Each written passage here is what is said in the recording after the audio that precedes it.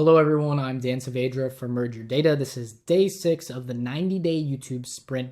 If you watch day 5, you will realize I'm wearing the same shirt because I don't work on Saturdays, but we're posting a video every day, so this was recorded on Friday. Today I'm going to be talking about making an impact as fast as a... Whoa, I didn't title this correctly. Making impact fast as a new marketing executive. So, you're coming into a new role. You want to make an impact fast. You want people to be impressed by what you can do. You want to prove that you are a good hire, good promotion, or a good transition from a equal position role. And so you want to get a big win under your belt. So we're going to go into that. Before I start, if you've been here before, you know I do this. Who am I? I'm Dan Saavedra. I'm the founder of MergeYourData. We're a signal analytics firm, meaning we find the top data points that indicate whether or not someone is a good fit to buy and their likelihood of doing that. I've been in data for 12 years, doing everything from analyst level stuff to architecture and consulting. So, who is this about?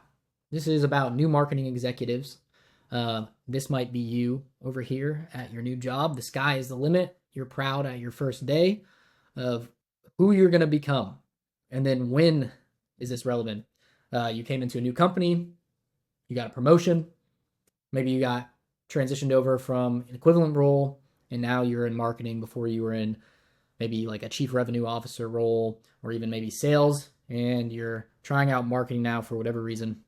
So that's when this is relevant. And so you want to go fast, right? You want to get a win under your belt sooner rather than later. We all know the data and rumors around the length of tenure on average for a CMO, an incoming CMO. It's short. So you want to make sure that what you implement is seeing results soon, because sometimes these things take years to take effect. So you want to do a combination of the short-term wins, and you want to obviously do your standard activities that are going to lead to long-term success for the brand as a whole. So you want to see that lift over the long term too.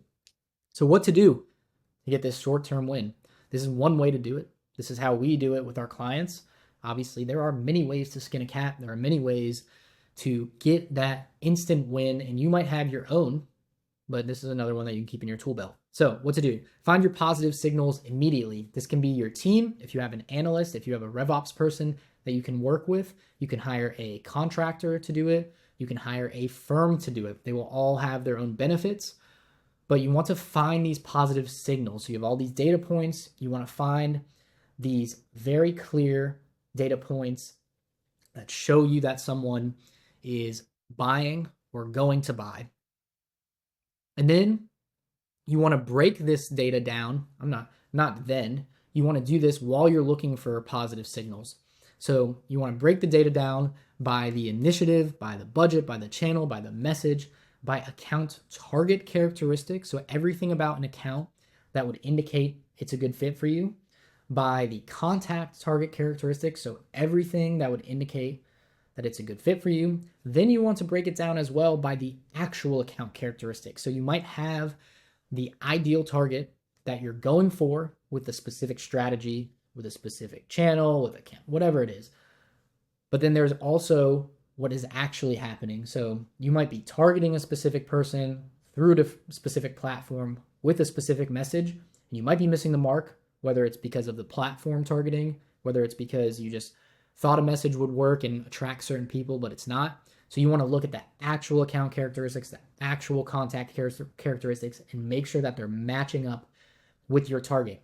Sometimes they don't match up and they're still working. And so then you want to know, okay, what did we miss in our target?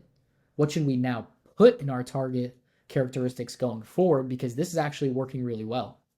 So we've seen with clients, they think that they're targeting a specific size company in a specific industry, specific titles of a person, specific age groups, genders, everything like that. But in reality, what ends up happening is that the signals are showing from the campaigns, from the initiative, that it's actually completely different.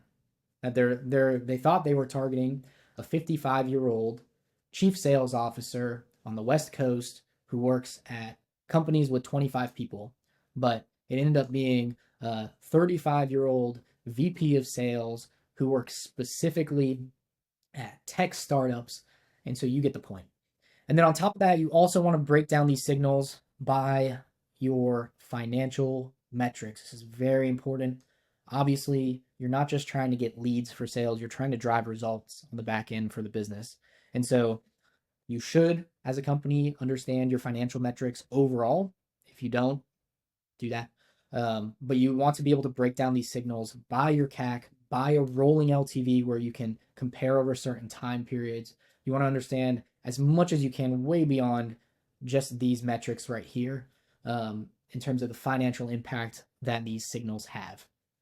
And then what you want to do is double down and go big. So if you find something that works, there should be 20% of your spend and efforts leading to 80% of your results. This is the Pareto principle. No, it's not going to be perfect, but there's oftentimes a small set of things that you're doing and spending time on that are leading to most of the results. And so you want to see how much you can expand that. It's not going to be a linear growth for the most part. You're not going to be able to double your budget and then double your revenue, at least not in perpetuity. But you want to invest more money, invest more time, and doubling down on the signals that work. And this will get you bigger wins up front. Now, obviously, that's not the end of the story. You don't just put more money in and more time in, and then you magically get results. You have to make sure that that's the case. Because what if an analysis was off? What if your data sources were off? There's tons of variables that go into it. And before we get into that, we're going to talk about how to share your success. So you want to know the snapshot before you start these changes, the snapshot after, and then you want to know the general lift as well associated with your changes.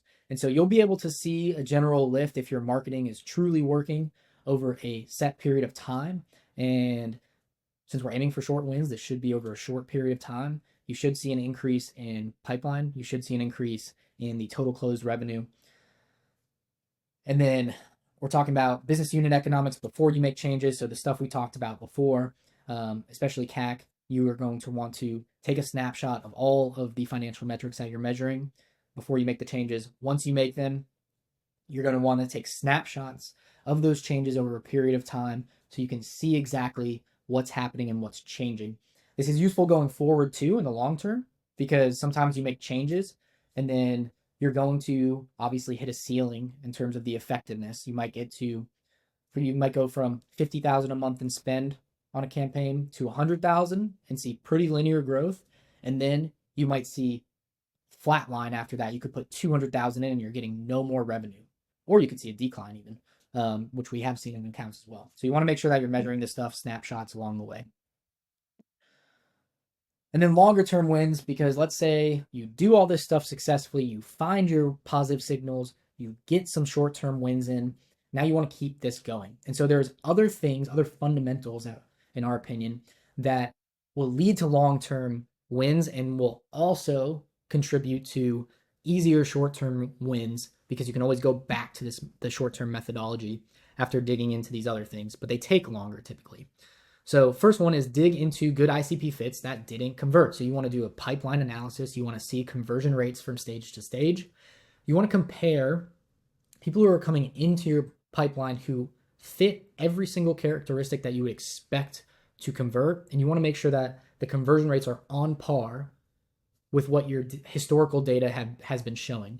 Now, this could indicate that there's a sales problem. The market could have shifted. It's not necessarily a sales problem, but it's a conversation that needs to be had with sales to make sure that the sales process is correct, the messaging is correct when talking to prospects, and that your ICP fit that you see from the data that's good is actually what sales is perceiving as well, that you're all on the same page. So that's a longer term win, takes longer. There's a lot of politics involved, a lot of discussions involved. Second, you want to cut losers incrementally. Last video we talked about cutting losers. You want to do it in little chunks and then see what happens. And that takes a little bit more time, but then you can reallocate budget into things that work and into experiments. And then last but not least is you want to get the company involved. And so this means that you want to make marketing something that the company can get behind, because as you all know, there are many things that go into brand. the representation by your employees is a huge one. And so the more you can get them involved in marketing, obviously the easier it makes your job because people are on board with what you're doing. They're helpful in making content. They want to participate, and they're great representatives out in the wild for your company. So it all adds up to together. It's a momentum builder when the company gets involved. And so a great example of this, it's not a client of ours, it is someone that we came across, is a marketer took they did a video campaign that was mimicking The Office, but it was for a Chevrolet dealership. So it's Mohawk Chevrolet. You guys might have heard of this already, but you can tell that the team is having fun and they are engaged at work, participating in this entire initiative of creating this documentary style video for Mohawk Chevrolet. And I don't know the numbers behind whether or not that's been successful, but anytime you can get the entire team involved in some type of branding activity, and that's fun especially, then you can continue to build momentum and it makes everything else more successful. So that's a longer term one. There's not really anything that we can contribute. I don't really know any strategies around getting the company involved more in marketing. I'm a data guy. But maybe you can brainstorm and find some long-term wins with getting people involved in that. So short summary, find the 2080 or the 2080 of the 2080, which is the 4 for 64. So 4% of effort that leads to 64% of results. 2, measure before and after. 3, share learnings. When you do measure them, make sure you're communicating with people up and down the ladder and horizontal so that people understand that marketing is contributing, that there are results being driven, that they can get on board and build momentum with the company. I guess that's an idea for the last slide there. And then, yeah, last but not least, build momentum. So hopefully you found this video useful. This is a 90-day sprint that we're doing because we saw some of our content on YouTube was driving pipeline for us, very specific subset of those videos on specific content with specific target personas. And so we are doing this experiment to see if we can drive bigger results for our pipeline. I have this, I didn't really update this, but we're gonna get more into some details now because I've been kind of staying at this high level with these problems that you might be facing as a marketer. And so now we're gonna dig into more of signal analytics, some more actionable things that you can take away. So subscribe on YouTube here or click on the link in the bio to subscribe to an email notification of each video so you don't miss any. I'm Dan Saavedra from MergeYourData, and I appreciate you stopping by.